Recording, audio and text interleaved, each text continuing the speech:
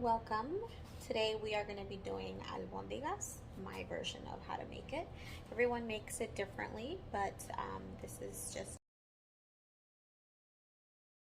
how I do it. A couple of things you're going to need. You're going to need some rice,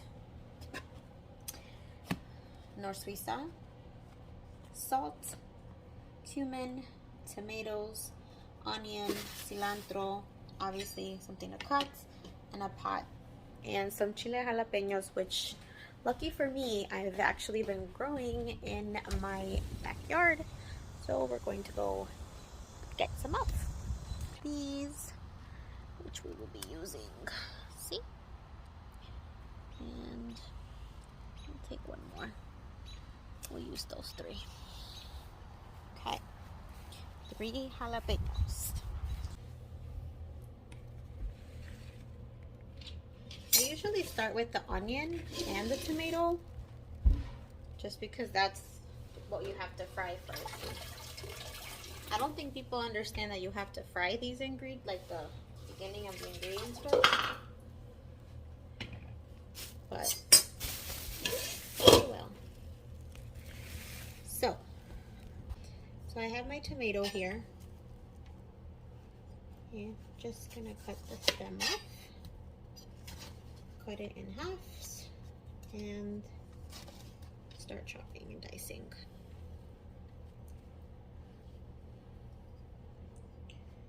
And then you could do either or. I usually buy the small ones, the Roma tomatoes, but this time at the market they were too soggy. I don't like soggy tomatoes. Especially not like if you're gonna fry and everything, like it's gonna just be watered down. I don't like using those. This is real time.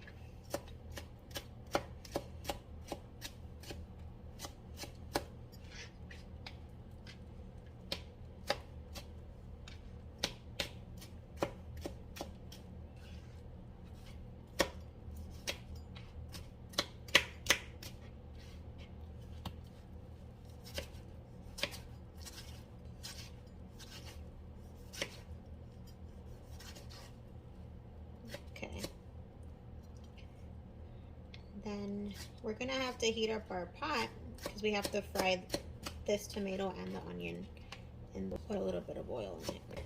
I think you guys can see it.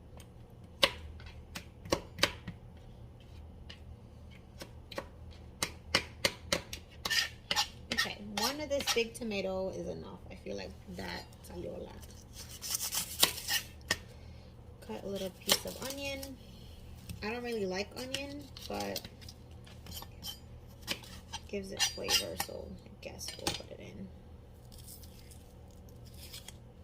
Just peel the first skin off. And I just put like a small little piece. I don't put the whole onion in. And again, we'll dice.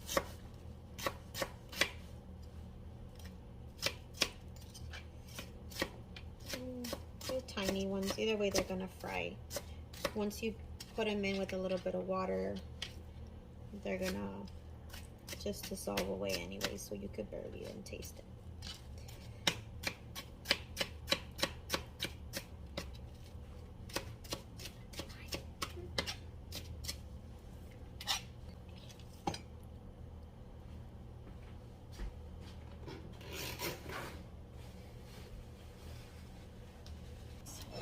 Stir the oil around.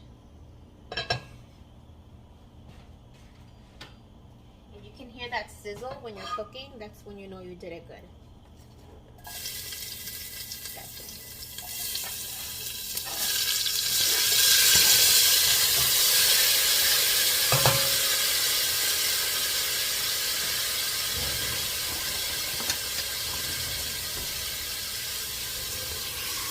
So you want to stir that onion and tomato around.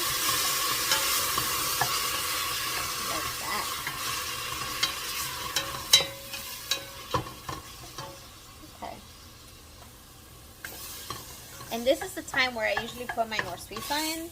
You can add it later too, but I like how it gives it like an extra flavor for the tomato and the onion. So I'll set you over here for now. And we will get a little bit of North Suiza. I want to say like this much. Just maybe like about a spoon and a half. Just pour it in. Stir it around.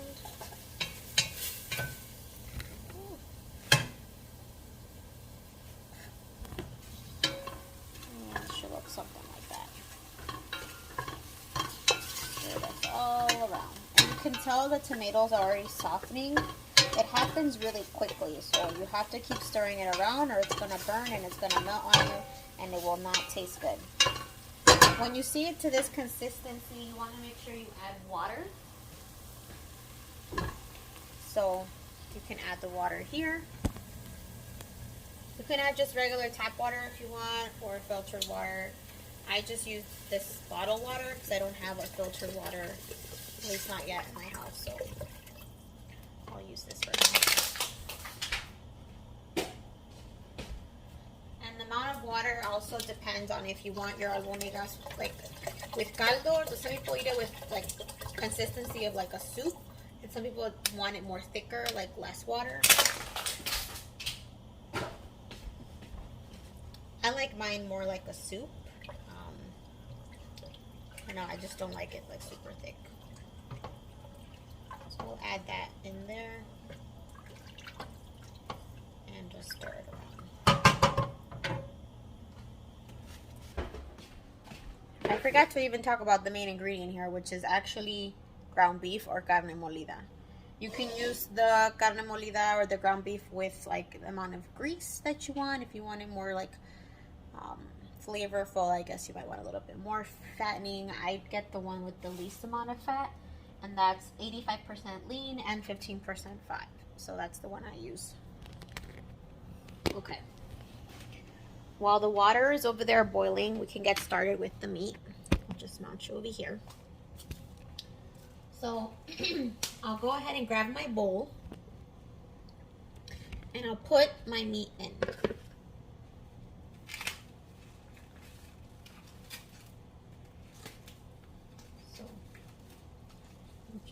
Our meat, and this is about 1.5 pounds of meat, so like this. I'm really bad at measuring too, so maybe I should have thought about this before, but season it at your own taste. Ground beef, you do need a quite amount of salt, so just be mindful of that. I like a lot of cumin in my albondigas just because that's what gives it the amount of flavor that albondigas has, but some people don't. If you don't like it, put less or don't even put it, but I think albondigas has that flavor from the comino, so be mindful of like adding that comino of how much you want, and if you want it to taste less or more of it, like whichever you prefer. And now more salt. I think that's a good amount of salt. And then just start squishing it in with your hands. So you'll go ahead and just dab in. Almost like you're punching it, but you're not. Okay. Now this is the part where I used to add an egg to make it supposedly stick to this rice, but honestly, like, you don't need to, because I can make those little small balls without the egg, and it can get cold and messy, and I just stopped using it like years ago. So add maybe about like a cup of rice and stir it all around. This is not the only rice you're going to add. You're going to also add a little bit of rice in the caldo. But again, like I mentioned, if you want it thicker or more like a soup consistency, be careful with how much rice you pour in, because it might not look like a lot, but once it starts boiling and thickening up, that's when it can get like messy and clumpy, and you don't want that. So albondiga meat should look a little bit like this already. I know it's pretty gross, but the only way, like I was taught by my grandma, to see if you like it is you had to actually get a piece of raw meat and put it in your mouth and taste it how it is. You don't eat it, you just taste it. This is like straight up Mexican. Okay, so it's fine. I think it's fine. I think if anything, salt flavor is good. I'm gonna add a little bit of comino, so I'll put a little bit more in there.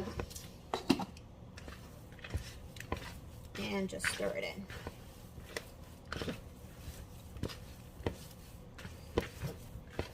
Okay, so we are working it. Use those muscles. Okay, that's fine. So now that you have the meat done, you're going to start making small balls. You can grab this amount of meat and start rolling it in between your hands like this to get little like balls or little bolitas. When I was living with my mom, she would make them a lot bigger, but I mean, you can make them small or big, whatever you like. I like them pretty tiny, not that big, but sort of like this, not that huge. You can put maybe like 3 or 4 or 5 in a little bowl when you're done serving, so I think it's okay. Easier to cut and put in your mouth too, so we shall see. At this time is when I would be cooking with some music, but obviously I can't put music for YouTube reasons, so just imagine there's music, dance it around, make the little bolitas, you know, stir around.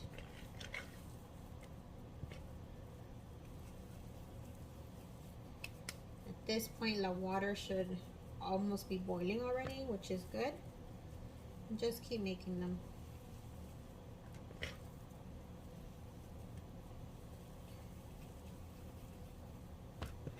I wasn't going to make cooking videos, but then I was like, well, you know, not everybody knows how to make simple foods or even regular food. So I guess I was like, oh, just show people how I cook, how I do my stuff. There's always someone that's gonna be like, that's not how you make it, or whatever. I'm not saying I'm making your version. I'm saying I'm making mine. You can do whatever you want, boo-boo. Whatever floats your boat. This is what I do. So, let's see. Keep making your bolas.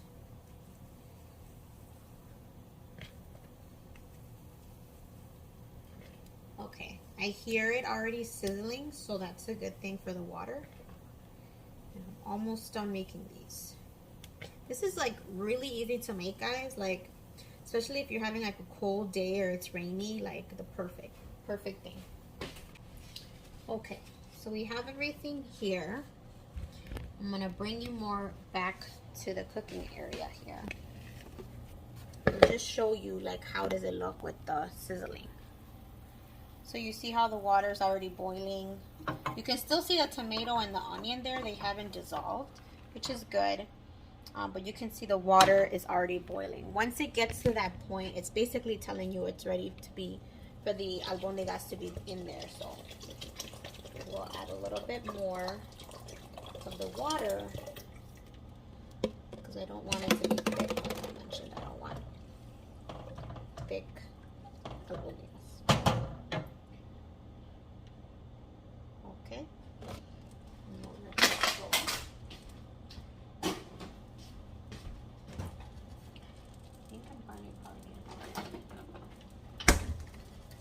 So we shall see.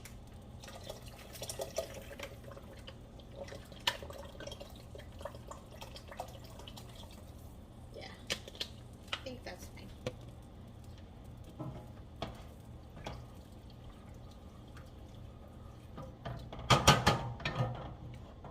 Okay. So I have my little albondiga bolitas, or little balls of meatballs here.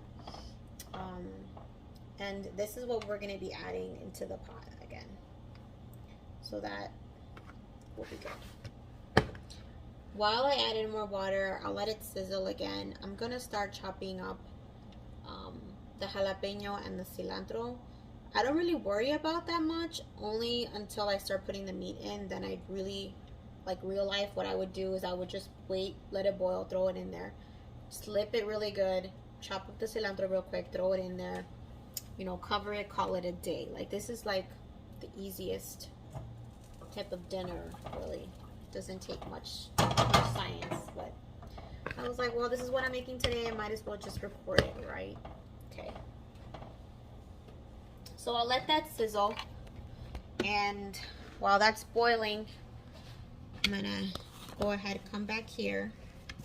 And I washed these little jalapenos that we just got from the yard. They're so cool. Look. Can't believe like this came from my backyard, but and what I do is I don't chop it in little pieces, I slit it. So like I'll cut it in fours. I'll just bring my knife down. I mean, I would show you guys, but this phone's gonna fall, so let me see if I do it like this. Okay, I don't know if you could see. Oh, sorry. I had a feeling that would happen. Let's see. You can see the chili here. So you're gonna slice it in down here. Turn it around. And it should be like this. So like slit and slit. It's still whole, but it's cut like 4 ways right through. So 4 again. And 1 line down. And 1 line again in the middle. And just like that. If you want it more spicy, then obviously just chop it up and do whatever you got to do up in there. But for me, this is fine. And then I have some cilantro here. I don't put this much. I probably get like half of this bunch. I rip it and then I rinse it. Go through all of it. Make sure it doesn't have any dirt or any of the black cilantro that looks like it got rotten away. Because nobody likes that. Shake out the excess water. And like this very tip right here, I never put it in. It's like bitter. Some people do that. Cut that off. Bend the cilantro halfway and start chopping it down.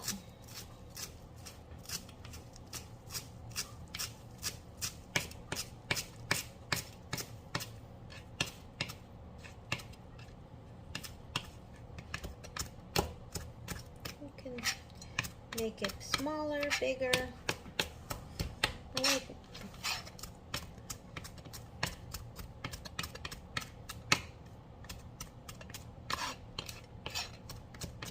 So that's fine.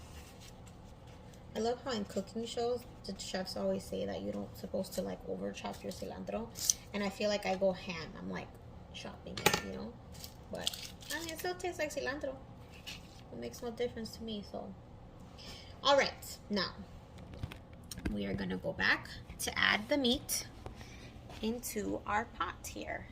So it is ready. It's like at almost medium flame here. And you're gonna grab your little meatballs like that. And you're gonna throw it in. Make sure to put it in slowly because you don't want it smacking you in the face, which has happened to me before. Not fun. And throw them in. As you're gradually putting these albondigas in, you'll notice that the amount of water that you put in will start rising more to the top. So it's gonna look like more water after you finish dumping all these in than you initially had started putting in there. So we will do that and keep pouring those in.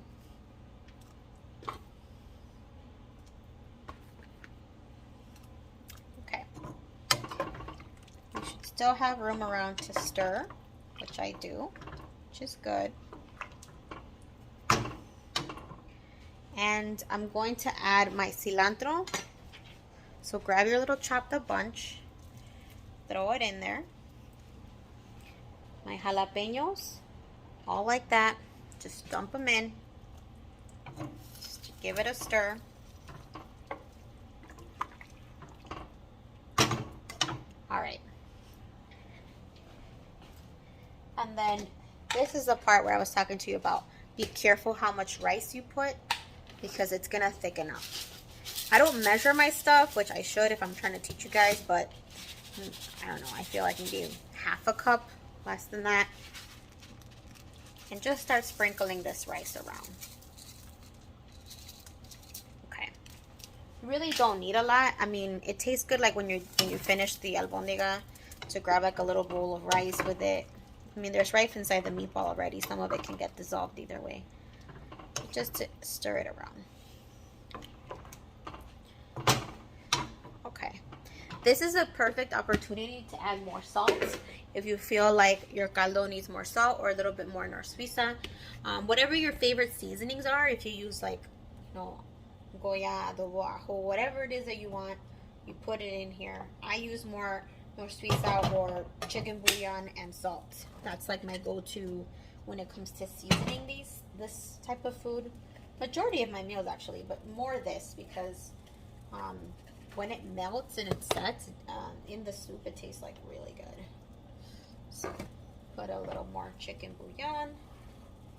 Give that a stir because I know we added more water, which will diminish the initial taste that we have. And I'm just stirring this around. Okay.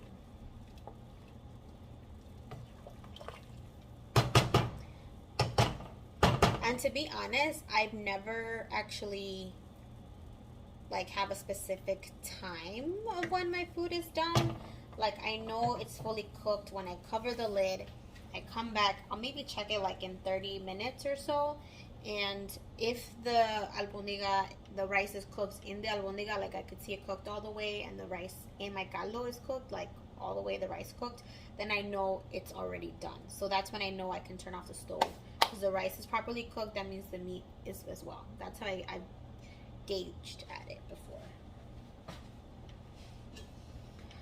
So I don't taste it right away because once you let it boil for a little bit, you will get the original taste like how it is. If I taste something right now, I might add over salt it, and I don't want to do that. So I'm just gonna grab the lid, cover it up, leave the same height, let it boil a little bit, and then I'll come back to taste it to see how it comes up. And then if I need more seasonings, I'll add it. But majority of it, that's pretty much it, guys. I mean, you taste it how you want it. You let it boil for 30 minutes, and then when you come back, the rice will be properly cooked. And here is the final results. The rice is fully cooked, and the rice is cooked inside the albondiga. And now you can just serve and enjoy. Thanks for watching.